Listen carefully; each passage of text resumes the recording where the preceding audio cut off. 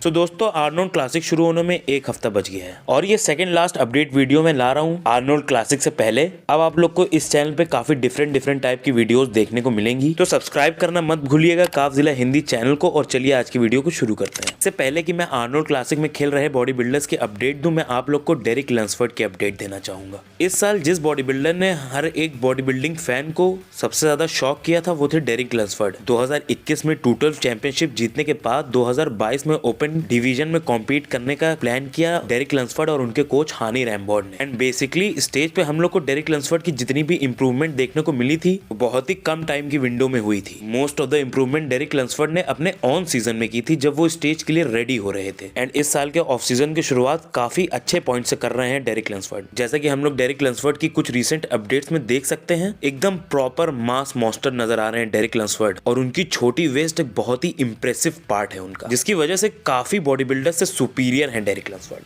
And अभी से जो सबसे ज्यादा रूमर उड़ा है वो ये है कि इस टाइम डेरिक लंसफर्ड का वेट 270s के पास है। एंड लास्ट ईयर अपने पीक ऑफ सीजन शेप में भी 260s में ही थे डेरिक लंसफर्ड। एंड यहाँ पे स्टार्टिंग पॉइंट ही 270s में हुआ है। और मुझे तो लगता है शायद इस ऑफ सीजन के एंड तक डेरिक लंसफर्ड 300 पाउंड्स के हो जाएंगे, बिकॉज उनके जेनेटिक्स बहुत ही फिनोमिनल है। डेफिनेटली इस ऑफ सीजन में बहुत ही खतरनाक ग्रो करने वाले हैं डेरिक लंसफर्ड। काफी लोगों को बहुत ही पीछे ढकेलने वाले हैं अपने से। अभी रिसेंटली अपने कोच के साथ इंटरव्यू में डेरिक लंसफर्ड ऐसा बता भी चुके हैं कि उनका मेन गोल जो है वो ओलंपिया है। एंड आई थिंक अगर बहुत ज्यादा कंजर्वेटिवली भी डेरिक लंसफर्ड यहाँ पे चले तब भी बहुत ही खतरनाक इंप्रूवमेंट करने वाले हैं वो इस ऑफ सीजन में। टू बी वेरी ऑनेस्ट, अभी तक डेरिक लंसफर्ड ने शुरुआत भी नहीं की अपनी बॉडी को पुश करने की। एंड इस ऑफ सीजन में डेफिनेटली वो अपनी हदें पुश करेंगे। एंड आई थिंक अपना अल्टीमेट फॉर्म दिखाएंगे नेक्स्ट ईयर ओलंपिया की स्टेज पे डेरिक लंसफर्ड। आप लोग क्या लगता है, आप लोग कमेंट्स में बताइए। तो 2 महीने से ऊपर हो चुका है ओलंपिया को खत्म हुए। एंड जैसा कि हम लोग को मालूम ही है, इस साल का ओलंपिया बिग रैमी के लिए काफी ज्यादा खराब रहा। इतने साल अपनी बॉडी को हायर लेवल तक पुश करते करते बिग रैमी की फिजिक में फाइनली ऐसे डैमेजेस हो चुके हैं जो कि उनकी फिजिक पे एक परमानेंट मार्क की तरह बैठ गए। रैमी के क्वाड्स के डेंट, रैमी की बैक एट्रोफी, रैमी की ट्राइसेप्स एट्रोफी, रैमी की इस साल हम लोग को वेस्ट भी बड़ी लगी और इसी के साथ साथ उनकी पूरी बॉडी फ्लैट थी। बट फाइनली इतने टाइम बाद बिग रैमी के कोच ने हम लोग को बताया है कि क्या गलतियां हुई बिग रैमी से, चैड निकल्स से, उनकी पूरी टीम से।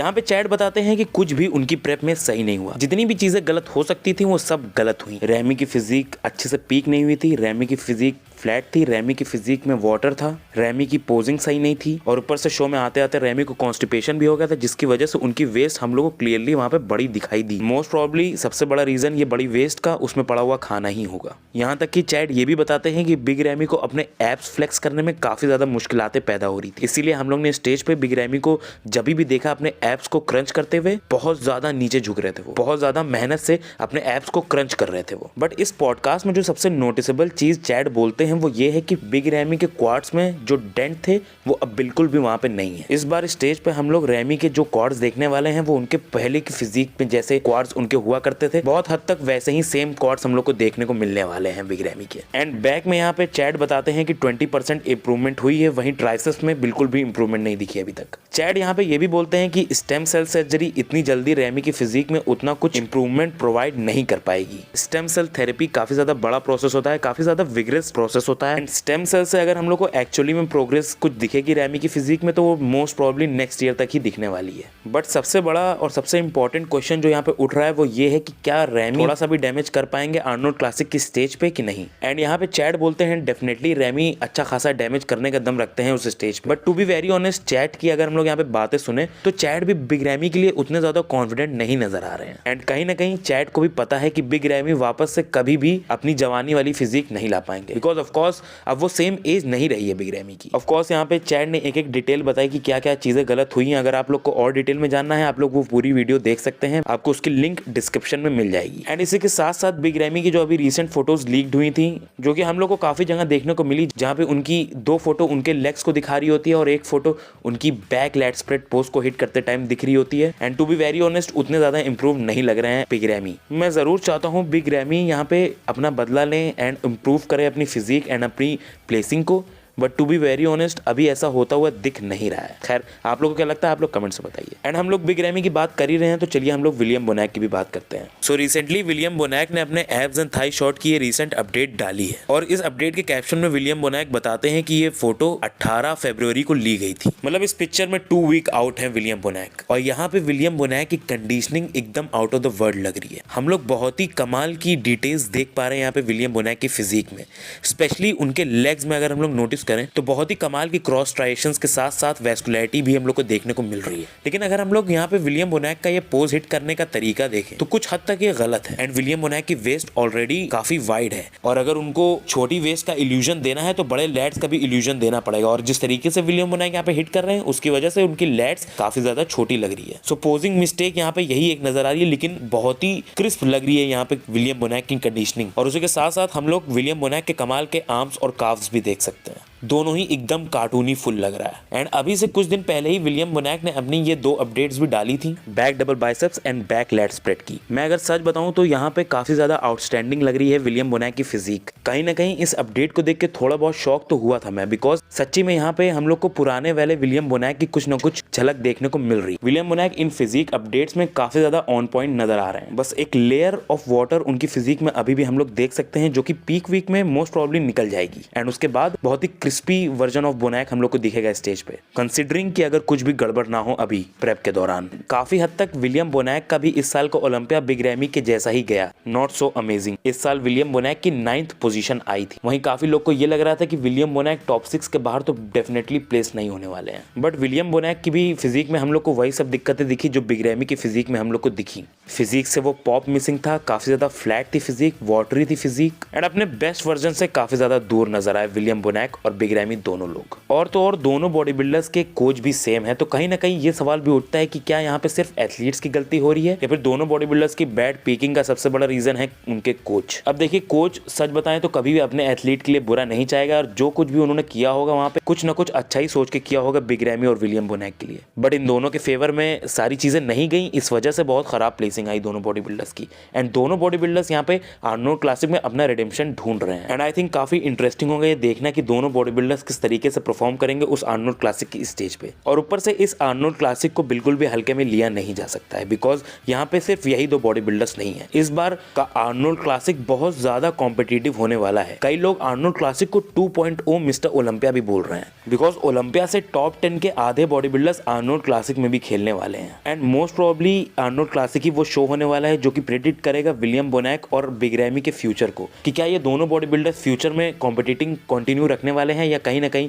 ये दोनों रिटायरमेंट लेंगे। एंड यहाँ पे most of the body builders जो हैं वो अनश्योर है अपनी प्लेसिंग को लेके या फिर थोड़े अंडर कॉन्फिडेंट है अपनी प्लेसिंग को लेके।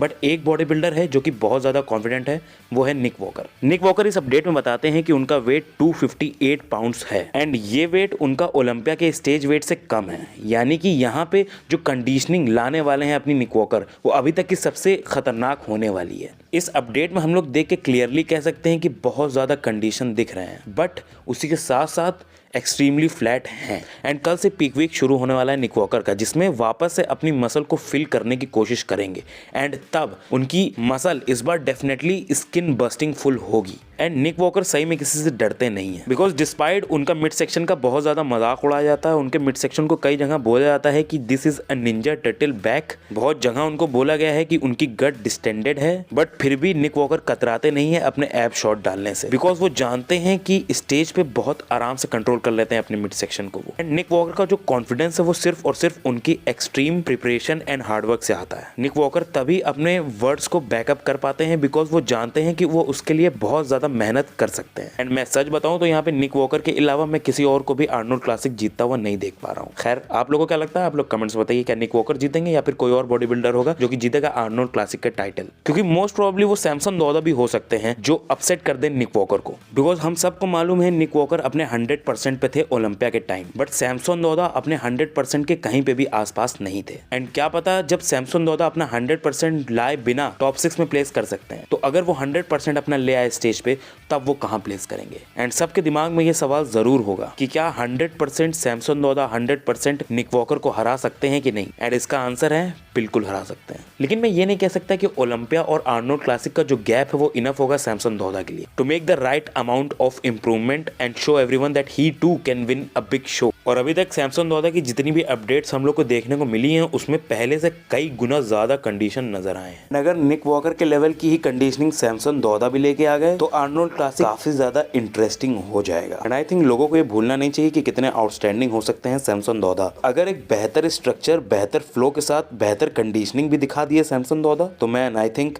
बहुत ज्यादा मुश्किल हो जाएगा निक वॉकर के लिए वो शो को जीतना। खैर आप लोगों को क्या लगता है इन दोनों बॉडी बिल्डर्स में अगर दोनों लोग 100% ऑन आए तो कौन जीतेगा? कमेंट्स बताइए। सो हमारी अगली अपडेट आती है शॉन क्लैरिडा की तरफ से। एंड यहाँ पे शॉन क्लैरिडा अपनी एक पोस्ट डालते हैं जिसमें वो बैक लेट स्प्रेड का कंपैरिजन कर रहे होते हैं 1 week out of Mister Olympia versus 1 week out of Arnold Classic. And यहाँ पे अगर हम लोग वेट की बात करें तो तकरीबन 8 पाउंड्स का डिफरेंस है दोनों पिक्चर्स में। बट अगर हम लोग बात करें यहाँ पे विजुअल डिफरेंस की तो वो इतनी ज्यादा नजर नहीं आएगी। हाँ, राइट वाली पिक्चर हल्की सी ज्यादा हम लोग को फुल जरूर नजर आ रही है, हल्का सा मार्जिनल डिफरेंस हम लोग देख सकते हैं। एंड बहुत हद तक यहाँ पे चांसेस हो सकते हैं कि जो ये एक्स्ट्रा वेट है वो लोअर बॉडी में कैरी कर रहे हो शॉन क्लैरिडा। मे बी इसीलिए यहाँ पे लोअर बॉडी उन्होंने इस पिक्चर में अपनी रिवील नहीं, बिकॉज अगर हम लोग अपर बॉडी में वेट डिफरेंस की बात करें तो कुछ भी नहीं नजर आ रहा है। टोटली आइडेंटिकल इनकी बैक हम लोग को यहाँ लग रही है, बट हो सकता है ये वेट लोअर बॉडी में होल्ड कर रहे हो शॉन क्लैरिडा। एंड यहाँ पे जो शॉन क्लैरिडा और उनके कोच मैट जेनसन की स्ट्रेटेजी है वो ये है कि बड़े बॉडी बिल्डर्स के सामने और ज्यादा बड़ा दिखना है तो उसके लिए और ज्यादा फुल फिजिक लानी पड़ेगी। एंड इस अप्रोच को ही ध्यान में रखते हुए